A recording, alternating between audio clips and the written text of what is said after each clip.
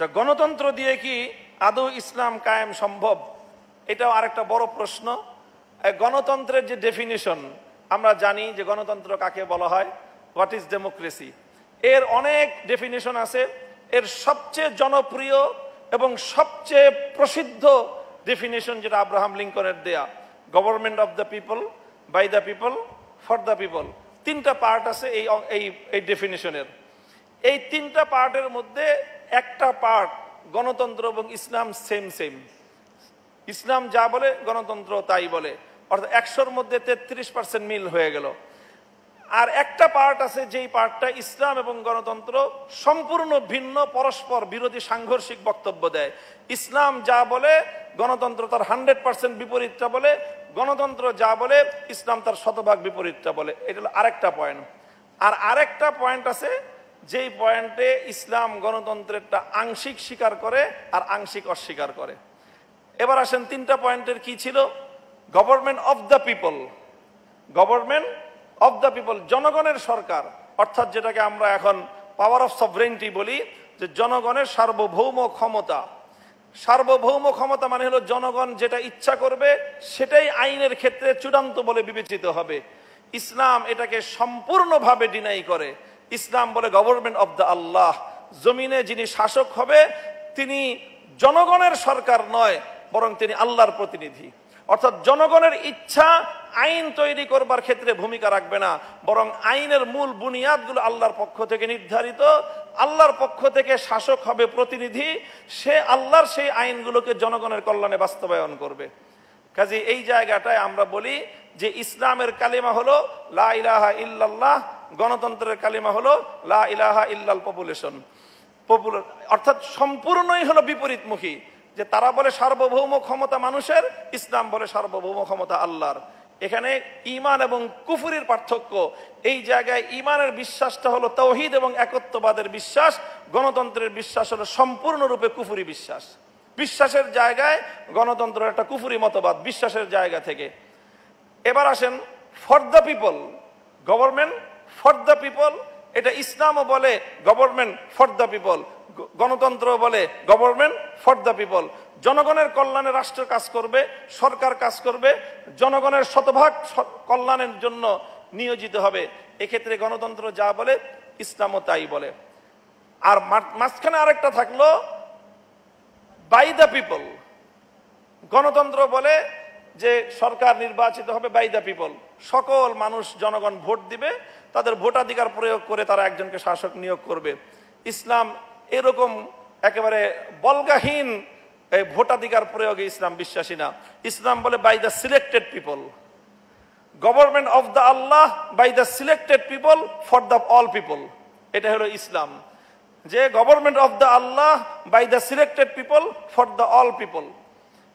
By the selected people মানে কি?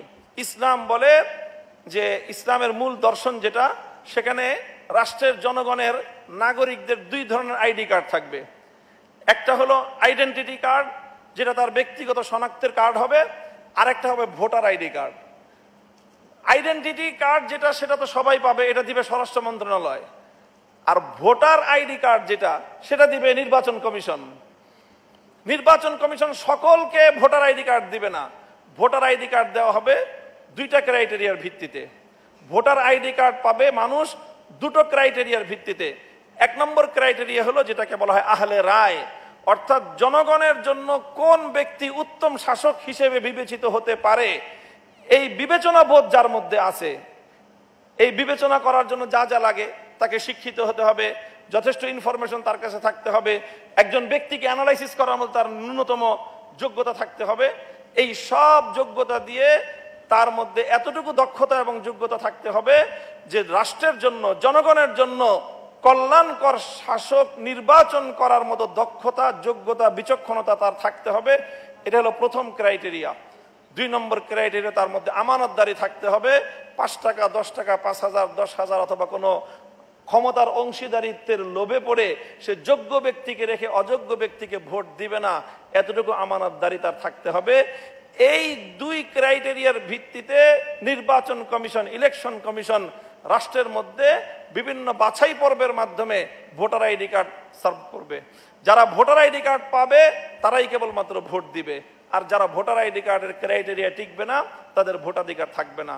এই জন্য আমরা বলি যে ইসলামী রাষ্ট্র দর্শন হলো, আবার বলছি, যে government of the Allah by the selected people for the all people. আর গণতন্ত্র কি বলে? যে government of the people by the people for the people. আর মূল বিশ্বাসের জায়গাটায় তাওহীদ এবং শিরকের স্পষ্ট ব্যবধান। গণতন্ত্র বিশ্বাসের দিক থেকে শতভাগ একটা শিরকি মতবাদ। কাজেই এই জন্য এখন যেটা আমরা দেখি যে এখন অনেকেই গণতান্ত্রিক প্রক্রিয়া নির্বাচনে অংশগ্রহণ করে, এই নির্বাচন প্রক্রিয়া অংশগ্রহণ করার বৈধতা অবৈধতা সেটা একটা ভিন্ন প্রশ্ন এবং সেটা দীর্ঘ আরেকটা আলোচনার দাবি রাখে।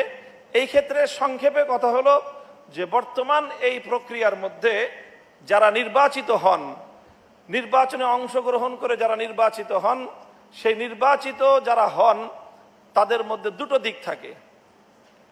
দিক থাকে। একটা দিক হয় তারা এলাকার প্রতিনিধি হয়, এক একজন সংসদ সদস্য এক একটা এলাকার কি হয়? প্রতিনিধি হয়। দুটো না বরং তিনটা দিক থাকে তাদের মধ্যে। একটা হলো প্রথম তারা আইন প্রণেতা হয়, 2 নম্বর হলো তারা এলাকার মানুষের জনপ্রতিনিধি হয়, 3 নম্বর হলো তাদের মাধ্যমে একটা গভর্নমেন্ট ফর্ম হয়।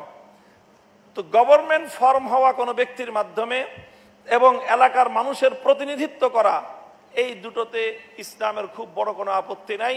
কাজে গণতান্ত্রিক প্রক্রিয়ায় যদি কেউ জনগণের প্রতিনিধি নিযুক্ত হয় অথবা গণতান্ত্রিক প্রক্রিয়ায় যদি কেউ ক্ষমতায় গভর্নমেন্ট ফর্ম করার মতো কোনো উপযুক্ততা পায়, সিস্টেমটা ইসলামিক না, তবে এই সিস্টেমে কেউ যদি গভর্নমেন্ট ফর্ম করতে পারে তাহলে ইসলামের মৌলিক কোনো বিধান লঙ্ঘিত হয় না।